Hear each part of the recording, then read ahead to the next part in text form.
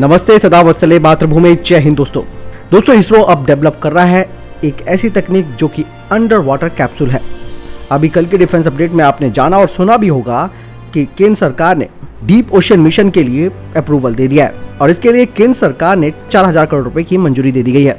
आपको बता दें कि जो इंटरनेशनल सीबेड अथॉरिटी है उसने भारत को 75,000 यानी कि 75,000 स्क्वायर किलोमीटर का एरिया दे रखा है, वो भी साउथर्न इंडियन ओशन में, कि वो वहाँ पर रिसर्च कर सकते हैं, जिससे कि भारत समुद्र के नीचे गहन अध्ययन कर पाएगा और जैव विविधता पर रिसर्च कर पाएगा, यानी कि डीप सी बायोडाइवर्सिटी पर काम कर पाएगा। आपको बता दें कि जो डीप अंडर वाटर कैप्सूल है वो कई मायनों में एक तरह से अंतरिक्ष कैप्सूल की तरह ही होगा, जिसे इसरो भारतीय अंतरिक्ष यात्रियों को अंतरिक्ष में ले जाने के लिए विकसित कर चुका है।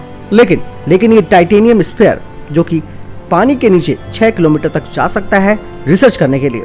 आपको बता दें कि मिनिस्ट्री ऑफ अर्थ साइंस ने इसी तरीके के एक कैप्सूल को डिजाइन और विकसित करने के लिए अंतरिक्ष वैज्ञानिकों को शामिल किया है, जो कि हिंद महासागर में 6000 मीटर तक गोता लगा सकता है और इस कैप्सूल में 3 क्रू मेंबर्स जा सकते हैं। और इस तरीके के जो कैप्सूल्स होते हैं जो कि कई तरीके के उपकरणों को अपने साथ ले जा सकते हैं और इस तरीके से भारत गहरे समुद्र में पॉलीमेटलिक नोड्यूल्स जो कि अपने साथ कॉपर, निकल, कोबाल्ट और मैग्नीशियम है, जिनकी कीमत लाखों में है, उन्हें खोज पाएगा। इस तरीके के कैप्सूल से भारत अब हिंद महासागर की गहराइयों में कई तरीके के खोज और अन्वेषण कर सकता है और भारत इस मिशन के लिए एक आवश्यक टेक्नोलॉजी को विकसित करना चाहता है।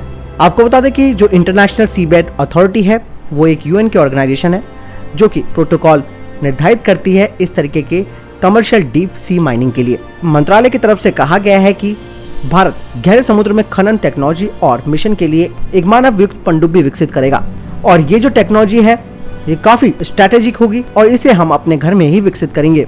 आपको बता दें कि इसरो और कुछ उद्योगों को मानव युक्त पनडुब्बी के लिए शामिल किया गया है, जो एक टाइटेनियम स्फीयर होगा और ये स्फीयर पानी के काफी अंदर तक जा सकता है और पानी के भारी दबाव का सामना करने में सक्षम होगा। इसमें ऑक्सीजन की सप्लाई, अंडर सी सर्विलांस सिस्टम और इलेक्ट्रॉनिक्स भी शामिल होंगे। इसके अलावा ये भी कहा गया है कि जो ऑलरेडी भारतीय अंतरिक्ष अनुसंधान संगठन यानी कि इसरो ने अंतरिक्ष कैप्सूलों का निर्माण किया है, उसी के अनुभव के आधार पर भारत टाइटेनियम स्फीयर को विकसित करेगा और इसमें हो सकता है कि प्राइवेट फर्म्स की भी भागीदारी हो सकती है। और इसके अलावा इसरो के पास सुरक्षा प्रणालियों को डिजाइन करने का भी अनुभव है, जिनकी इस मानव युक्त पनडुब्बी में जरूरत पड़ने वाली है। आपको बता दें कि हालांकि भारत तब तक खनन शुरू नहीं कर सकता, यानी कि माइनिंग शुरू नहीं कर सकता, जब तक जो ये प्राधिकरण है इंटरनेशनल, जिसे कि इंटरनेशनल सीबेड अथॉरिटी कहा जाता है, जब तक उसके द्वारा कोई नए नियम नहीं बनाए जाते भारत के लिए। इसीलिए जो तकनीक है हमारे पास अभी अवेलेबल है उसकी कमी एक सबसे बड़ी बाधा यहाँ पर सामने आ रही है, क्योंकि गहरे समुद्र में माइनिंग करने के लिए आवश्यक तकनीकों का काफी स्ट्रेटेजिक वैल्यू होती है और ये आसानी से उपलब्ध भी नहीं हो पाती है। इसीलिए निजी उद्योगों के साथ मिलकर सहयोग करके टेक्नोलॉजी को स्वदेशी रूप से विकसित किया जाएगा। आपको बता दें कि कुछ ही वर्षों में अगर भारत इस तकनीक को हासिल कर लेता है तो वो अमेरिका, जापान, चीन और रशिया और यूके के बाद छठा देश बन जाएगा। लेकिन भारत इससे पहले भी ये प्रयास कर रहा है अमेरिका और जापान के साथ, ताकि गहरे समुद्र में माइनिंग और मानव युक्त सबमर्सिबल की तकनीक हासिल की जा सके। हालांकि दोस्तों यहाँ पर अमेरिका ने भी और जापान, ये दोनों ही भारत के दोस्त हैं। ध्यान देने वाली बात है कि ये दोनों ही भारत के दोस्त होने के बावजूद भी इन्होंने इस तरीके की तकनीकी जानकारी देने से साफ मना कर दिया। हालांकि रूस के साथ भारत का चैनल खुला हुआ है जिसके पास ये तकनीक मौजूद है।